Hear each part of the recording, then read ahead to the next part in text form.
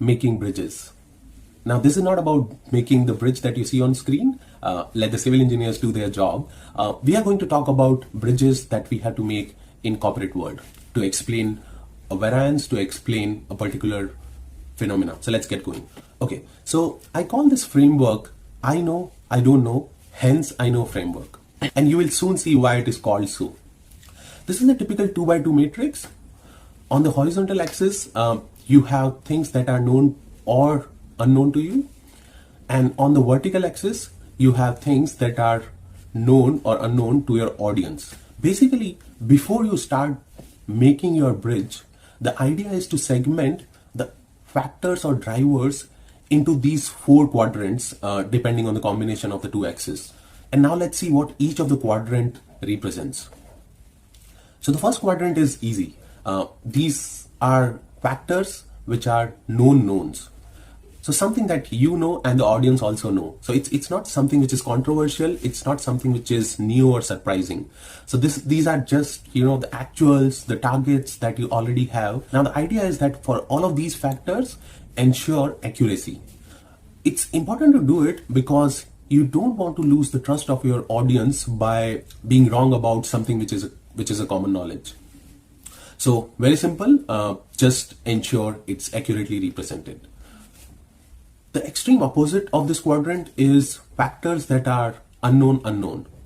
Now, these are factors which your audience thinks should not impact the underlying variable, and there is no easy way to explain also. So these are all those factors which may or may not impact your numbers, but it's common knowledge that they don't have any impact to your business. So if the macroeconomy has some impact on your business, but it's common knowledge to not include it as a factor for explaining the performance of your business, then it should never feature in your analysis. Now, once we have identified the outliers, let's come to the more important elements of this framework. The first one is unknown knowns. Now, these are factors which you know about, but the audience doesn't. And there is a high impact of these factors on the business or whatever performance you are explaining. It's important because a lot of time you will explain something which is not common knowledge, and you will be challenged a lot about that factor. Now, as long as you do a good job of explaining the reason for its impact on the performance, then it should be good. The idea here is to link this factor back to a headline number, something that is common knowledge, something which has a high buzz to it, which everyone knows, something which has, which at a headline level is known to everyone. So link it back to that variable, and hence it becomes easy for you to have it registered in audience mind. The last quadrant, probably the most risky quadrant. This is about the unknown knowns. Now these are factors that are not known to you at the outset, but this is fairly common knowledge for the management or the audience. Now, what's important here is that you ensure you have considered every underlying factor that is known to the management. Now, it doesn't come too easy because this requires you to get good business understanding so that you understand how the management is viewing the performance of the organization. So you understand what are the critical factors which drive the business. Now, it's very risky, this quadrant, mainly because let's say you miss out on a key factor in your bridge. And this is highlighted when you are actually presenting it. Now the problem is your bridge is already balancing. Now it doesn't have any room for a new factor to be introduced because then you have to change something else. Which means if you are caught out when you are presenting it, the problem is it puts the credibility of the whole bridge at risk. And hence it's very important to consider all factors which are critical, building good business understanding so that you don't miss out on key critical variables. Now, this was all theory. Let's put this framework to practice. So I'm taking an example of a very interesting business. This is about WeWork. Now, as you know, WeWork is a very fast growing startup. Their business model is very simple. They hire space and then they sublease it to freelancers, smaller businesses, individuals to be used as their office. How they go about doing it is they hire space at premium locations in major cities, which are major business hubs. They build it out in terms of individual cubicles or small office space. They provide additional facilities that you typically need in a corporate office, like a coffee machine, a printing service, gym, and things like that. And then they rent it out in terms of individual units or a collection of units. Their profit is simply the subscription fee that they charge, minus the rent that they have to pay for these properties. Now they're growing significantly, almost doubling every year for the last 2-3 years. At the end of 2018, their revenue was around $2 billion. Their losses are also growing at similar rate. So they had a loss of $2 billion on a revenue of $2 billion. Interestingly, their valuation is growing even faster. They were valued at $47 billion at the end of 2018. The case we are going to talk about is their bond offering, which they came up in 2018. So they wanted to raise $500 million. They came up with a bond offer which had a 7-year maturity. It was unsecured with a yield of 7.9%.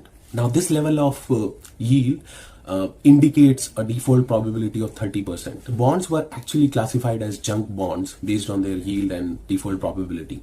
Even then, they were able to oversubscribe the offer and eventually raise $700 million. Now, how did they convince the investors for such a bond offering which was eventually oversubscribed? This is where some financial engineering comes into place. So in their bond prospectus, they talked about an interesting term called Community Adjusted EBITDA. Here's how they explained it. They said we have a net loss of around $1 billion at the end of 2017. Let's add back the non-operating expenses, interest, tax, depreciation, and amortization, which lands us at still a loss of $200 million. And then they did something interesting. They said a lot of their sales and marketing expenditure is actually towards business development.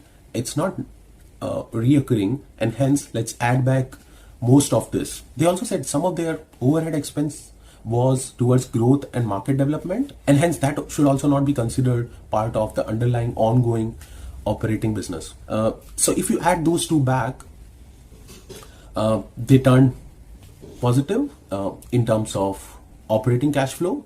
It's still $50 million, which is not significantly high compared to $1 billion of revenue. But they didn't stop there.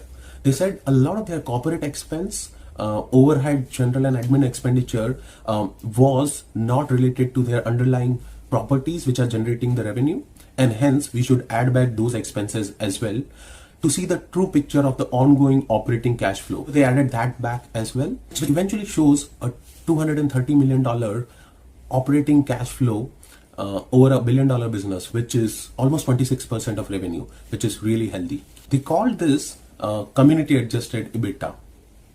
Now, obviously, if you look back from our framework earlier, you would see that obviously adding back the interest, tax, depreciation, etc.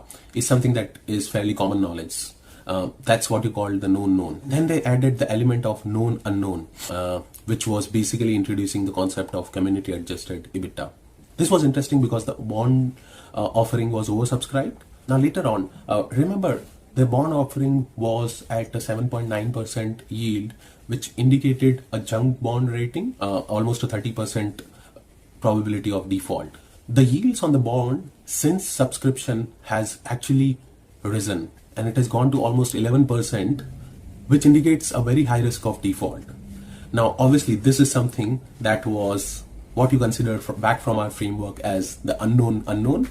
Both the investors and WeWork themselves didn't know about. I don't know what lies in store for them, but thought that this was a really interesting use of the framework that we talked about. Thanks for listening, and be tuned in for more such interesting analysis.